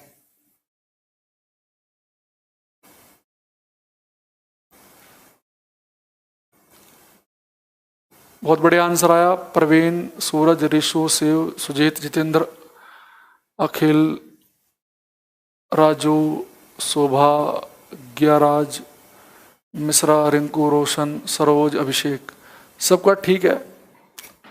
अच्छा उसे फूल है या न्यू पीडीएफ दीजिए। ब्लैक दिखेगा। देखो आप एक चीज देखो, अगर मैं आपको अर्थ के एटमॉस्फेयर से ऊपर लेके चला गया, पृथ्वी के वातावरण से ऊपर, मान लो यहाँ पे सन है, सूर्य, तो सन से चलेगी व्हाइट लाइट, तो सन की लाइट इस बच्चे की आंख में पहुंचेगी तो इसे सन तो दिखेगा साफ साफ, सूर्य दिखेगा, लेकिन कोई भी सन की लाइट आपकी आंख तक पहुंचने से पहले कोई भी कलर बिखरेगा नहीं। क्यों? क्योंकि वहां तो निर्वात है, वैक्यूम है। वैक्यूम का मतलब जब कुछ ना हो, तो कोई भी कलर जब बिखरेगा ही नहीं तो आपको बैकग्राउंड क्या दिखेगा? काला। लेकिन अभी यहाँ पे क्या होता है, जब आप धरती पे खड़े होते हैं तो सूर्य का प्रकाश आपकी आंख पे पहुंचा तो सूर्य तो आपको दिखा, लेकिन सन की लाइट आपके पास पहुंचने से पहले ब्लू कलर आकाश में स्कैटर हो जाते हैं, तो इसलिए आपको बैकग्राउंड दिखता है नीला। लेकिन हर वो जगह अगर आपके सर के ऊपर एटमॉस्फेयर वातावरण नहीं है, जब एटमॉस्फेयर है ही नहीं तो कोई कलर बिखरेगा ही नहीं, बस सन की लाइट सीधे आंख में पहुंचेगी, सन दिखेगा। तो जब बाकी कलर बिखरेगा नहीं तो कुछ दिखेगा ही नहीं, तो जब कुछ ना दिखे तो हम बोल देते हैं काला। तो हर वो जगह जहां आपके सर के ऊपर एटमॉस्फेयर वातावरण नहीं है आप बोलेंगे आकाश दिखेगा काला। जैसे क्वेश्चन आया पेपर में, अगर पृथ्वी के ऊपर से, अर्थ के ऊपर से एटमॉस्फेयर हटा दें तो आकाश कैसा दिखेगा? तो आपको पता है अगर अर्थ के ऊपर से हम एटमॉस्फेयर हटा देंगे, एटमॉस्फेयर अर्थ के ऊपर नहीं है, तो अब धरती से भी आकाश काला दिखने लगेगा। एक बार क्वेश्चन आया कि एक व्यक्ति मून पर है, चांद पर, उसके लिए आकाश का रंग कैसा? भाई मून पर जीवन संभव है? मून पर कोई एटमॉस्फेयर है? नहीं। अगर मून पर एटमॉस्फेयर नहीं है तो वहां से भी आकाश का दिखाई देगा? काला। तो अगर एटमॉस्फेयर आपके सर के ऊपर नहीं है तो आकाश दिखेगा काला। तो लिखेंगे 4n astronaut, 4n astronaut, spelling check कर लेना एस्ट्रोनॉट की, 4n astronaut, the colour of sky is black, the colour of sky is black. किसी अंतरिक्ष यात्री के लिए आकाश का रंग काला होता है। किसी अंतरिक्ष यात्री के लिए आकाश का रंग काला होता है। किसी अंतरिक्ष यात्री के लिए आकाश का रंग काला होता है। ठीक है विपिन, उदय सही है आपका। सतीश कह रहे हैं where is the coaching centre sir. कौन सा कोचिंग सेंटर? ये तो स्टूडियो है, ऑनलाइन कोचिंग के तो स्टूडियो होते हैं, तो मुखर्जी नगर में, दिल्ली में। ठीक है, ओके। अच्छा एक चीज बताओ मुझे आप कि आपने एरोप्लेन में देखा होगा एक होता है ब्लैक बॉक्स। एरोप्लेन के अंदर एक ब्लैक बॉक्स होता है। तो ये ब्लैक बॉक्स किस रंग का होता है? एरोप्लेन में एक ब्लैक बॉक्स होता है जिसमें सारी रिकॉर्डिंग रहती है, सब रिकॉर्ड रहता है इसमें। तो कोई प्लेन क्रैश हो जाता है ना, तो इस ब्लैक बॉक्स को ढूंढते हैं। ठीक है, तो इस ब्लैक बॉक्स को ढूंढा जाता है और इसमें रिकॉर्डिंग सुनते हैं कि भाई क्या बाद में दिक्कत आई थी, प्लेन क्रैश क्यों हुआ, पायलट क्या बोल रहा था उस समय, जो भी। तो प्लेन में जो ब्लैक बॉक्स होता है, ये ब्लैक बॉक्स किस रंग का होता है? कुछ आंसर मेरे पास आए। रोशन, विशाल, मनु, विवेक, शोभ्या, राज, नीतीश, सूरज, विवेक, काफी सारे बच्चों के आंसर आए। जो बच्चे ब्लैक कह रहे हैं भाई उनका गलत है। आप एक चीज सोचो, अगर ये ब्लैक कलर का ही होता तो फिर क्वेश्चन बनता क्या कि ब्लैक बॉक्स का कलर कैसा? ब्लैक नहीं, ब्लैक बॉक्स का कलर होता है ऑरेंज कलर का। एरोप्लेन में पाए जाने वाला ब्लैक बॉक्स नारंगी रंग का होता है। नारंगी रंग का एरोप्लेन में पाया जाने वाला ब्लैक बॉक्स नारंगी रंग का होता है। ये ऐसे मटेरियल से बनाया जाता है कि जो जल्दी ना पिघले, प्लेन क्रैश भी हो गया तो ना पिघले। ठीक है, ओके। दूसरी चीज, ये ऑरेंज कलर का क्यों है उस सभी में आ रहे हैं। एक आप मुझे उससे पहले क्वेश्चन बताएंगे, नीचे से आकाश नीला क्यों दिखता है? राघव क्या पढ़ रहे हो तुम, जब तक तुम्हें ये नहीं पता कि नीचे से आसमान नीला क्यों दिखता है? रहने दो भाई, ऐसे पढ़ने क्या फायदा, जब सही तो बता रहे हैं आकाश नीला क्यों दिखता है। अच्छा, दूसरा क्वेश्चन मेरा ये है कि हमारी आंखों के लिए सबसे ज्यादा सुगराही रंग कौन सा है? Most sensitive colour to human eyes. मनुष्य की आंख के लिए सबसे अधिक सुगराही रंग, यानी वो कलर जिसे हमारी आंखें इजिली, मतलब बहुत ही कंफर्टेबली देखती हैं, आंखों पर जोर भी नहीं पड़ता और अच्छा भी दिखता है। तो मोस्ट सेंसिटिव कलर कौन सा होता है हमारी आंख के लिए? Most sensitive colour to human eyes. मनुष्य की आंखों के लिए सबसे अधिक सुगराही रंग, मनुष्य की आंखों के लिए सबसे अधिक सुगराही रंग। देखो, मनुष्य की आंखों के लिए मोस्ट सेंसिटिव कलर्स होता है येलो एंड ग्रीन, पीला और हरा, येलो एंड ग्रीन। आप एक चीज देखना, अगर आपके रूम में कोई येलो कलर का स्पॉट हो ना, उसे देखना, बहुत ही डार्क दिखेगा, बढ़िया दिखेगा येलो कलर, और आपकी आंख में चुभेगा भी नहीं। भाई लाल रंग जो है ये भी दूर से दिख जाता है, लेकिन ये आपकी आंखों को परेशान भी करता है। तो आपकी आंखों के लिए सुगराही नहीं है, पर उसे हम इस खतरे के निशान इसलिए बनाते हैं ताकि एकदम से नजर पड़ जाए हमारी। तो येलो कलर क्या है, इससे हमारी आंखें देखते समय आंखों में बहुत ज्यादा जोर भी नहीं पड़ेगा, आंखें में ऐसा नहीं कि भाई बहुत ज्यादा दिमाग में जोर पड़ रहा हो, और ये अच्छी चमक भी दिखती है इसकी। आप कभी देखना, जैसे आप कभी आईसीयू वार्ड वगैरह में जाना हॉस्पिटल में, वहां पे जो कर्टेन होंगे ना, पर्दे जो होंगे वो ग्रीन कलर के होंगे, ताकि मरीज जब अपनी आंखें खोले तो उसकी आंखों पे इतना जोर ना पड़े, उसे कंफर्टेबल सा लगे। लाल रंग के पर्दे नहीं रहेंगे वहां पे। स्कूल की जो बस होती है आपने देखा वो येलो कलर की होती है, वो इसलिए करेंगे, मान लो कि मेरे आगे एक स्कूल की बस जा रही है और मान लो कि अगर वो लाल रंग की होती है, बिल्कुल डार्क लाल रंग की, तो मेरी आंखें, अब मैं उसके पीछे चल रहा हूं तो मेरी आंखों में थोड़ा सा ना इरिटेट से करता वो लाल रंग, तो मैं कोशिश करता कि उस स्कूल की बस को ओवरटेक करके आगे निकल जाऊं। तो उस ओवरटेक करने के चक्कर में हो सकता है कि जबरदस्ती एक्सीडेंट हो जाए। अब मेरे सामने एक स्कूल की बस चल रही है येलो कलर में, तो येलो कलर मेरी आंख को इतना परेशान भी नहीं करता, दूसरा ये अच्छा सा दिखता भी है, तो इसलिए हम स्कूल की बस किसे बनाते हैं? येलो कलर की। ऐसे ही तो अब ये ऑरेंज कलर का ब्लैक बॉक्स क्यों बनाते हैं, यहां पे ध्यान दो। जो ऑरेंज कलर है ना, ये रेड के भी नजदीक है और येलो के भी। अगर ये रेड के नजदीक है, इसका मतलब है कि इसकी वेवलेंथ भी ज्यादा है ऑरेंज की, ये भी दूर से आपको दिखाई देगा, जैसे खतरे का निशान लाल रंग का दूर से दिखता है तो ऑरेंज भी दूर से दिखेगा। दूसरा ये येलो कलर के नजदीक भी है, नहीं हमारी आंखों के लिए सेंसिटिव भी है, इजिली से आंखें देखते समय परेशान भी नहीं होंगी और आंखें इसकी तरफ को इजिली अट्रैक्ट भी होंगी। तो यानी जो ऑरेंज कलर है ना, ये येलो और रेड के बीच में है, तो ये इसे ढूंढना ज्यादा आसान है पानी वानी के अंदर, तो इसे ढूंढना ज्यादा ईजी होता है। तो इसलिए हम ब्लैक बॉक्स किस कलर का बनाते हैं, ऑरेंज कलर का। तो ऑरेंज कलर का बनाने की यही वजह है क्योंकि ये रेड के बीच में मैंने कहा और येलो दोनों के बीच में पड़ रहा है, और ये कलर हमारी आंखों के लिए बहुत ही सेंसिटिव है, सुघराई है, ये कलर बहुत ही दूर से दिख जाता है, तो इन दोनों के बीच में पड़ रहा है, इसलिए ब्लैक बॉक्स होता है ऑरेंज कलर का। ठीक है,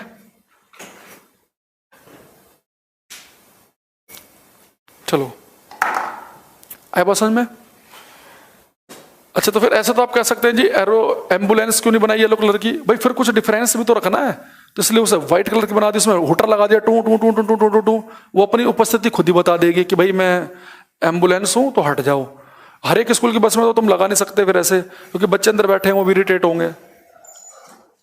ठीक है,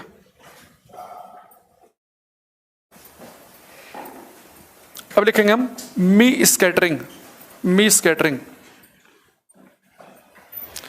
मी प्रकीर्णन,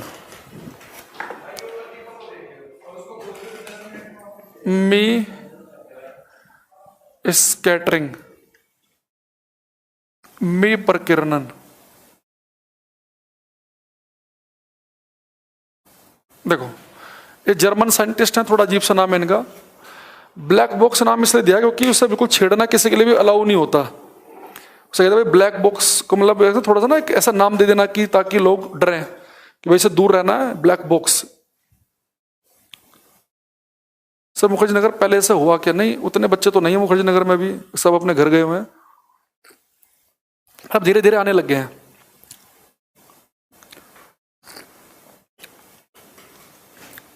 अच्छा एक चीज और देखना कि, चलो बाद में बताऊंगा, मिस कैटरिंग बात है। देखो मिस कैटरिंग कहती है कि लाइट किसी पार्टिकल पर टकराई, तो रेले स्कैटरिंग ने क्या कहा था कि जिसकी वेवलेंथ कम, जिसकी तरंग दैर्घ्य कम, वो रंग ज्यादा बिखरेगा, वो रंग क्या बिखरेगा? ज्यादा,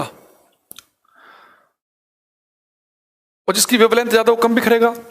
लेकिन मिस स्कैटरिंग कहती है कि सारे के सारे कलर बराबर बिखरेंगे। अगर लाइट किसी पार्टिकल पर टकराए तो सारे कलर बराबर बिखरेंगे, बस शर्त यह है कि मिस स्कैटरिंग तब काम करेगी अगर लाइट ऐसे पार्टिकल पर टकराए जिसका साइज वेवलेंथ से बड़ा हो। यानी अगर लाइट ऐसे पार्टिकल से टकरा रही है कि जिसका साइज छोटा है, लाइट अगर ऐसे पार्टिकल टकरा जिसका साइज छोटा है, तो फिर रेले स्कैटरिंग काम करती है, यानी कि जिसकी वेवलेंथ कम उसकी स्कैटरिंग ज्यादा।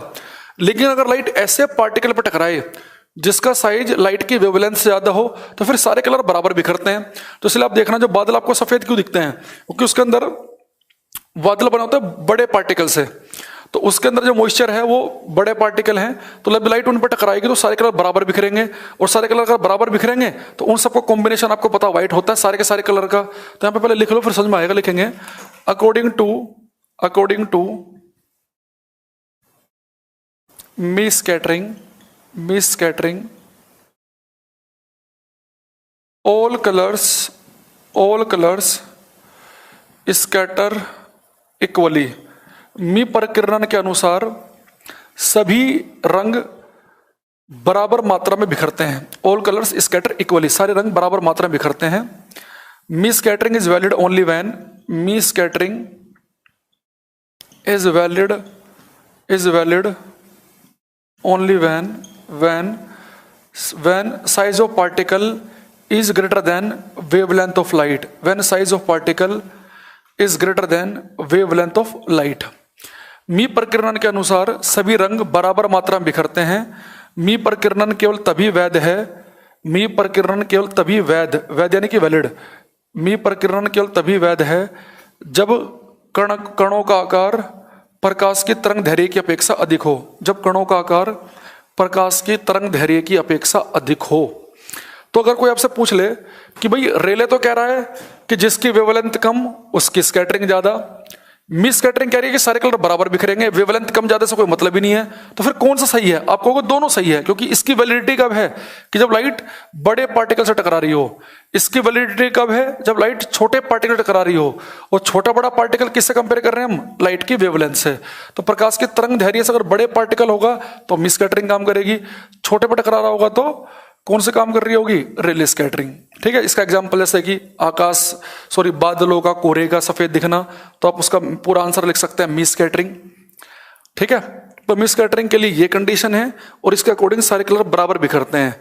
रेले स्कैटरिंग में वेवलेंथ जिसकी कम उसकी स्कैटरिंग ज्यादा होगी, लेकिन ये कब काम करेगा? जब लाइट छोटे पार्टिकल से टकराए। ठीक है, एक बार हिंदी बोलते हैं फिर से। मी प्रकीर्णन के अनुसार सभी रंग बराबर मात्रा में बिखरते हैं। मी प्रकीर्णन के अनुसार सभी रंग बराबर मात्रा में बिखरते हैं।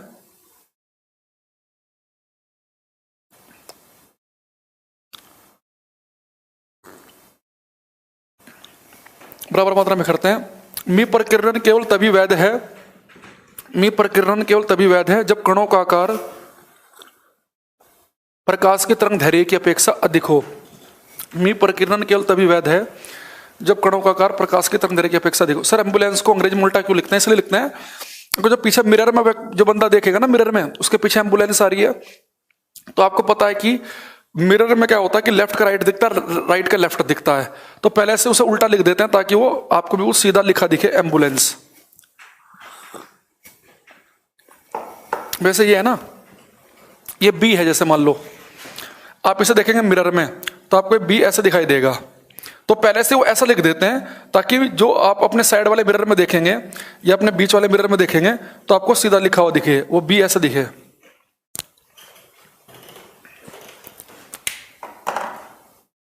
ठीक है,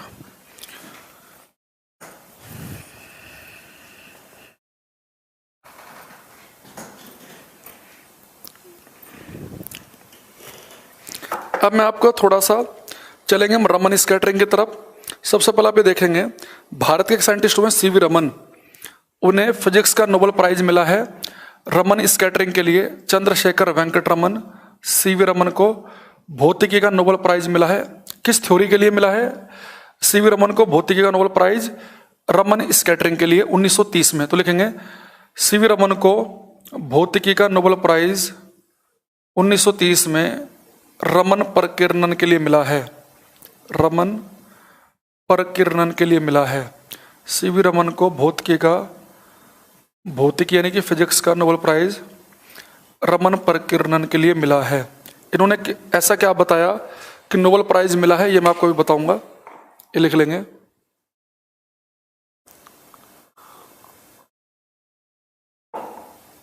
ठीक है, इसे मिटा देते हैं। देखो यहाँ पे एक चीज ध्यान देना,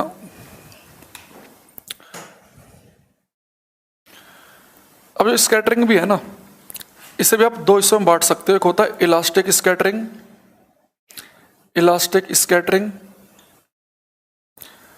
प्रत्यास्थ प्रकीर्णन, प्रत्यास्थ प्रकीर्णन। एक होता है inelastic scattering, inelastic scattering, अप्रत्यास्थ प्रकीर्णन, अप्रत्यास्थ प्रकीर्णन। तो इलास्टिक और इलास्टिक में क्या फर्क है? सबसे पहले बच्चे आपको पता होना चाहिए ये बात कि जो लाइट है, अगर कोई आपसे पूछ ले कि लाइट किस पार्टिकल से, किस कण से मिलकर बनी है, तो कोई आपसे पूछ ले कि लाइट किस पार्टिकल से मिलकर बनी है, तो आप बताएंगे उसका नाम होता है फोटोन, फोटोन्स।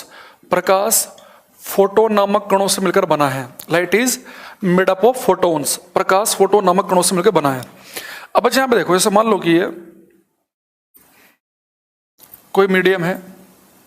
इलास्टिक स्कैटरिंग क्या कहती है? मान लो कि लाइट आई, लाइट का मतलब है कि फोटोन आए, तो उस फोटोन के मान लो बच्चे कुछ फ्रीक्वेंसी है और कुछ एनर्जी है।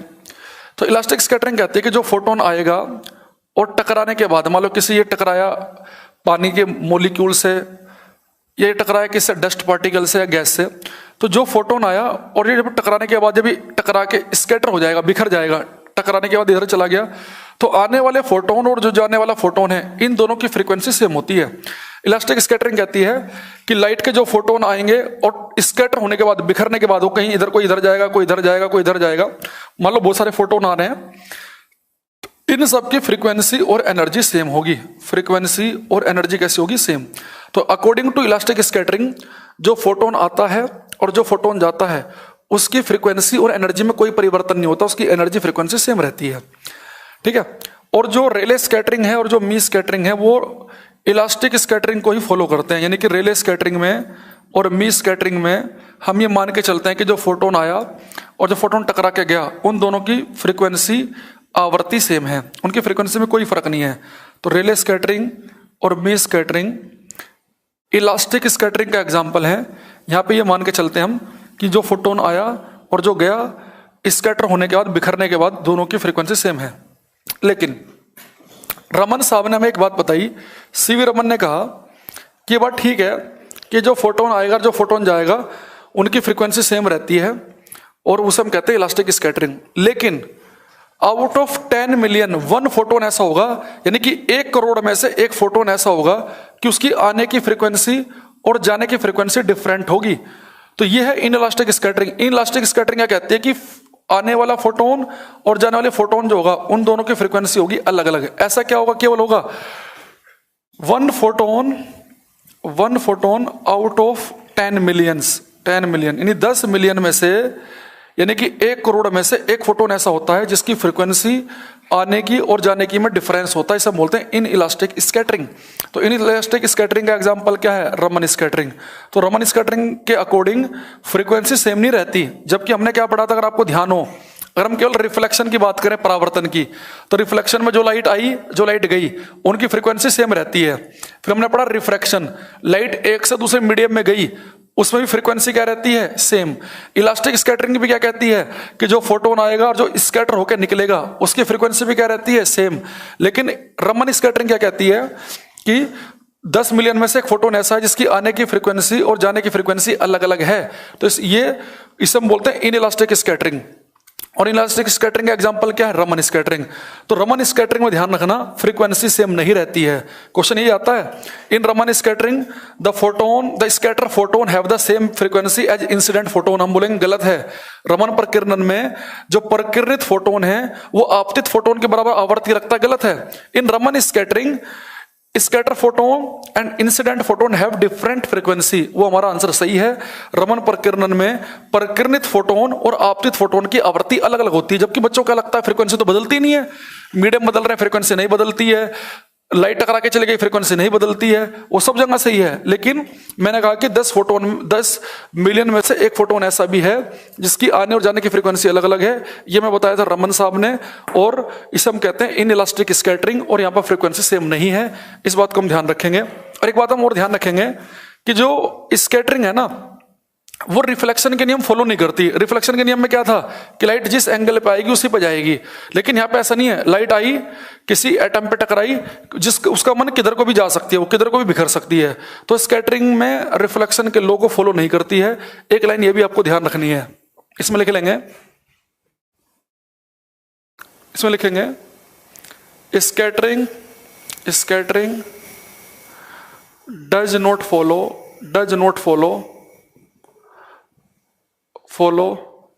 Laws of reflection. प्रकीर्णन परावर्तन के नियमों का पालन नहीं करता है।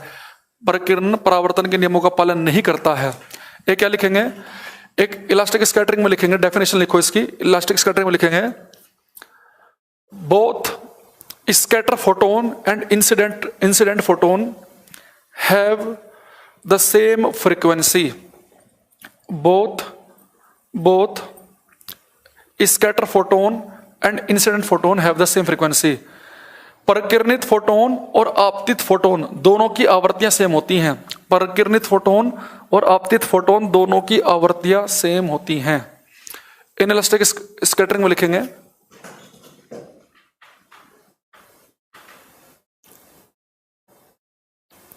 Scatter photon and incident photon both have different frequency. Scatter photon and incident photon both have different frequency.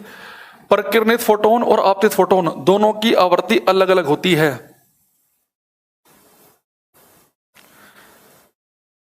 प्रकिरणित फोटोन और आपतित फोटोन दोनों की आवृत्ति अलग अलग होती है। किसमें लिखना है? ये अप्रत्यास्थ प्रकीर्णन में लिखना है ये। फिर लिखेंगे नीचे according to Raman scattering 1 photon out of 10 million follows inelastic scattering. According to Raman scattering, 1 photon out of 10 millions follow inelastic scattering. Raman प्रकीर्णन के अनुसार 1 करोड़ में से 1 फोटोन अप्रत्यास्थ प्रकीर्णन का अनुसरण करता है। रमन प्रकीर्णन के अनुसार 1 करोड़ में से 1 फोटोन अप्रत्यास्थ प्रकीर्णन का अनुसरण करता है। That means in Raman scattering, incident and scatter photon have different frequency. That means in Raman scattering, incident photon and scatter photon both have different frequency. यानी रमन प्रकीर्णन में आपतित और प्रकीर्णित फोटोन की आवृत्ति अलग अलग होती है। यानी रमन प्रकीर्णन में आपतित और प्रकीर्णित फोटोन की आवृत्ति अलग अलग होती है। ठीक है, तो मैंने क्या बोला, इसे बाद में ना सुन लेना आराम से वीडियो को रोककर। मैंने ये बोला कि इलास्टिक स्कैटरिंग कहती है कि जो फोटोन आया और जो स्कैटर हुआ दोनों की फ्रीक्वेंसी सेम है। इन इलास्टिक स्कैटरिंग कहते हैं कि आने वाले और जाने वाले फोटोन की फ्रीक्वेंसी अलग अलग होगी। तो रमन ने कहा कि ये काम केवल 10 मिलियन में से 1 फोटोन करेगा, ठीक है, जिसकी फ्रीक्वेंसी अलग अलग है। और रेले स्कैटरिंग और रमन स्कैटरिंग, रेले और मी स्कैटरिंग किसका एग्जांपल है? इलास्टिक स्कैटरिंग का, और रमन है इलास्टिक स्कैटरिंग का एग्जांपल। इसे बाद में आराम से वीडियो को रोक रोक के आप लिख लेना, जो मैंने लाइन पूरी बोली है आराम आराम से, ठीक है। हिंदी के अंदर भी मैंने पूरी बात बताई है, इसे बाद में आप देख लेना, ठीक है भाई। चलो आज के लिए इतना ही, बहुत पढ़ लिया आपने, आज बहुत ज्ञान प्राप्त कर लिया। अगली क्लास में हम इस चैप्टर को खत्म करने की कोशिश करेंगे, ठीक है। तो अगले चैप्टर में हम पढ़ेंगे इंटरफेरेंस और डिफ्रैक्शन, तो व्यतिकरण और विवर्तन, और थोड़ा सा पार्टिकल नेचर, वेव नेचर के बारे में कुछ बातें अगली क्लास में से खत्म करने की कोशिश करूंगा। फिर हम पढ़ेंगे लेंस एंड मिरर, लेंस और मिरर के बारे में, ठीक है। चलो, तो लाइट की जो प्रॉपर्टी है खत्म कर देंगे नेक्स्ट क्लास में। Thank you, bye bye.